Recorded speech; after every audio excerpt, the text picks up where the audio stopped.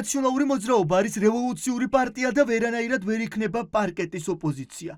ლევან ხაბეიშვილის შემდეგ ეს რევოლუციური მუხტი თითქოს გაქრა. მე კი ვერ შევეგუებით ჩემი დაფუძნებული პარტიის მხოლოდ ტელესტუდიებისა და საერთაშორისო დელეგაციებთან შესახვედრად არსებულ პლატფორმად გადაქცევას. მესამე პრეზიდენტი პარტიაში რევოლუციური ცვლილებებისათვის ემზადება. მიხეილ სააკაშვილმა პარკეტული პოლიტიკა დასრულებულად გამოაცხადა და უპირობნდობა ნანუკა ჟორჟოლიანს კიდევ ერთხელ დაუდასტურა.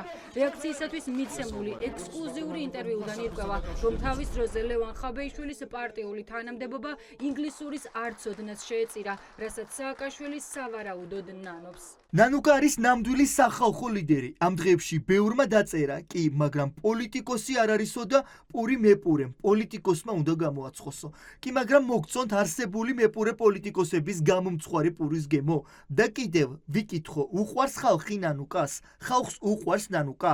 ყველამ ვიცით, რომ კი, ეხმარება ის ხალხს. ამის ბევრი ფაქტი ვიცით. არის ენერგიული და შეუპოვარი? კი, ეს ბევრჯერ დაამტკიცა.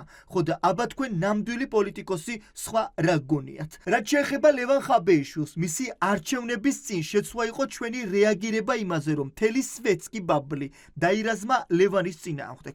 ჩვენ კი ვერ ვასწრებდით მის სწორად წარმოჩენას. უწუნებდნენ ინგლისურის არცოდნას, ჩვეულებრივი ადამიანის ენით საუბარს, ხან რას. ხო და ჩვენ მოვიყვანეთ უცხო ენების მცოდნე, ევროპაში და ამერიკაში განათლება მიღებული თინა და სვეტსკებმა ხმა მაინც არ მოგცეს. კრიზისი ნაციონალურ მოძრაობაში. პარტია არ აღიარებს, თუმცა ფაქტია, რომ დამფუძნებელი დიდ ცვლილებებს აანონსებს. ვის ხელში აღმოჩნდება ძალაუფლება? ახლა ეს არის მთავარი კითხვა. თავმჯდომარე სააკაშვილი წარადგენს, თუმცა წევრები ირჩევენ. ნანუკა ჟორჟოლიანი ამბობს, რომ მესამე პრეზიდენტის დაანონსებული ცვლილებები ყველასთვის მოულოდნელი იქნება. მიშა ძალიან მალე დაგვანახებს, რომ ფორმაშია, რომელსაც შეუძლია რაღაცა ახალი შექმნა თავიდან. რაც შეეხება პოლიტიკურ ველს, მე საკითხს ასე ვუყურებ. ეს არის ბიძინა ვიეს მიშა. სხვა შემთხვევა არაფერმა არ იმუშავა. ისევე როგორც არ იმუშავა ხალხსტუხიანმა პოლიტიკოსებმა, ყველაფრის მცოდნეებმა, ისევე არ იმუშავა სხვა არანაირმა განლაგებამ და მე 2028 ჩემი აზრით 2028-მდე ეს პროცესი იქნება საინტერესო, იმიტომ რომ მიშა შემოვა თამაში და ისე შემოვა თამაში, რომ ეხლა უკვე ეს ორი ადამიანი ერთმანეთის პირისპირ დადგება. სააკაშვილი ახალი სტრატეგიით შეტევაზე გადადის. მისი სამიზნე ახლა ყოფილი თანაგუნდელები ნიკა მელია და ნიკა გვარამი არიან. მესამე პრეზიდენტი ამბობს, რომ ნიკა გილაური, რომელიც ახლებს აფინანსებდა, ამას ივანიშვილთან შეთანხმებით აკეთებდა. არ მინდა დავიჯერო, თუმცა ხანდახან მგონია, რომ ასეთი გამონათქვამები, რომელსაც მელია აკეთებს, კეთდება ივანიშვილის მოსასმენად. აი როგორ მწარედ გმობ მიშას და გამიშვიათ ციხიდანო, მაგრამ ივანიშვილს თავისი გრაფიკი აქვს და მას მიუყვები. 2023-ში გილაური გამოჩნდა, სწორედ მაშინ როცა მოლაპარაკებებს ვაწარმოებდი ერთიან სიაზე სხვა პარტიებთან. მისი პირობა იყო არანაირი ერთიანი სია. გავდივართ ცალკე, ასევე ტელევიზია მთავარი აღარ აშუქებს ნაციონალებს. ამ საქმეში გილაურმა 30 მილიონი დოლარი ჩადო. ოფიციალურად დაარეგისტრირა მხოლოდ 40 მილიონი ლარი. საერთოდ ჩემი მოწამვლისა და დროებით მძიმე მდგომარეობის გამოყენება ჩემი პარტიის ხმებზე ნადირობისთვის არის კლასიკური პოლიტიკური მონადირეობა.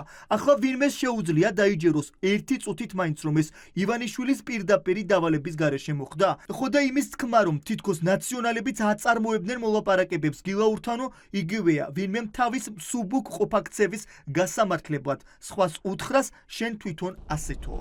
ეს ბრალდებები არასერიოზულია ნიკა გვარამიასთვის. ის კომენტარს არ აკეთებს. პატიმრობაში მყოფ მელიას კი ჯერჯერობით Facebook პოსტი არ გამოუქვეყნებია. განცხადება ამ თემაზე რუსთავის ციხიდან გააკეთა ელენე ხოშტარიამ.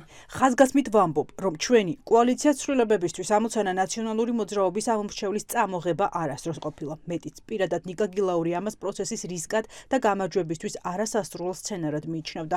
ჩვენ ყოველთვის ვსაუბრობდით იმაზე, რომ აუცილებელია ახალი ამომრჩევლის მოზიდვა და არა ნაციონალურ მოძრაობასთან ამომრჩევლის გაყოფა. სრული პასუხისმგებლობით ვაცხადებ, რომ ეს იყო ნიკა გილაურის პოზიცია, რომელსაც ჩვენც სრულად ვიზიარებდით. არ ვეთანხმებოდი ნიკა გილაურის ჩრდილში ყოფნას და ამაზე გვისაუბრია, გვიგამათია, გვიმსჯელია. მიმაჩნია, რომ პოლიტიკური ამბიციის მქონე ავტორი საჯაროდ უნდა პოზიციონირებდეს. ამ ვერსიის არსჯერად ნაციონალურ მოძრაობაში. პარტიაში ამბობენ, რომ არჩევნების დროს ახალი არა ქართული ოცნების დამარცხებას, არამედ ნაციონალურ მოძრაობაზე მეტი ხმის მოპოვებას ზეიმობდა. სიმართლე იყო შემდეგი, რომ ნიკა გილაურის ყოფნა მთავარ დამფინანსებლად კოალიცია ახლებდა ახლების ნიშნავდა ბიძინა ივანიშვილის მიერ ახლების დაფინანსებას ნაციონალური მოძრაობის წინააღმდეგ. მახსოვს სამეგრელოში უბნები რომ დაიხურა და პირველად ის შედეგები გამოცხადდა, ზეიმობდნენ ფოიერვერკებით, ზეიმობდნენ იმას, რომ ნაციონალურ მოძრაობაზე უფრო მეტი დაუწერა მათ ბიძინა ივანიშვილმა. პოლიტიკური დაპირისპირება ყოველი ახალი განცხადებით ახალ ფაზაში გადადის. ახლებში ფიქრობენ, რომ სააკაშვილმა ახლა სამიზნეში მათი პარტია მოიღო. ნახე ნანუკა ჟორჟოლიანის განცხადება, რომელიც პირდაპირ ამბობს, რომ 2028 წელს თავარი ამბავი ისევ ივანიშვილისა და მიხეილ სააკაშვილის დაპირისპირება უნდა იყოს არჩევნებზე, როგორც ჩანს, ამისთვის ემზადება უკვე ნაციონალური მოძრაობა და რაღაცა ამ კონტექსტიდან ამოდიან ისინი, როცა ყველა სხვა პროდასაური ოპოზიციურ პარტიაზე მიაქვს თავდასხმა და ცდილობენ მათ განადგურებას. ბოლო თვეებია კოორდინირებულ და უსაფუძვლო ბრალდებებს ხედავთ პარტია ახალის და ახალის თავმჯდომარეების მიმართ.